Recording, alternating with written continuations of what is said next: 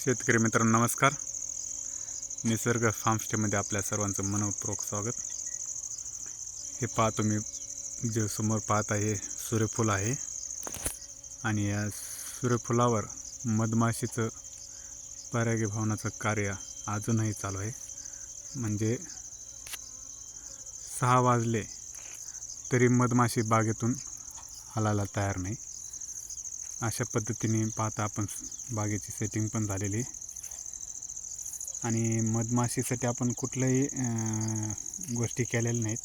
नैसर्गिक पद्धतीने मधमाशी आपल्या बागेमध्ये आलेली, कारण आपण तशी नियोजनबद्ध सगळ्या गोष्टी केल्या होत्या. म्हणजे बागेमध्ये आपण मोहरी असेल, कोथिंबीर असेल, त्याचबरोबर सूर्यफूल असेल, असे बिया आपण जागोजागी टाकल्या होत्या. कारण ज्यावेळेस आपल्याला बाग सेटिंगमध्ये येणार त्यावेळेस हे फुलं उमलणार होती, या दृष्टिकोनातून आपण त्या सगळ्या गोष्टी केल्या होत्या. आणि आपण जो केलेला प्रयत्न आहे तो पूर्णपणे यशस्वी झालेला आहे. कारण ज्यावेळेस बाग फ्लॉवरिंग स्टेजमध्ये आला त्यावेळेसच सूर्यफुलाचे फुलं पण उमललेले होते.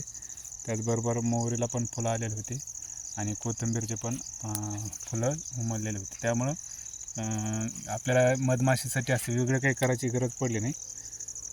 आणि 6 वाजले तरी मधमाशी अजून बागेतून जाण्याचं नाव घेत नाही. आणि अशा पद्धतीने आपली सेटिंग झालेली आहे. धन्यवाद.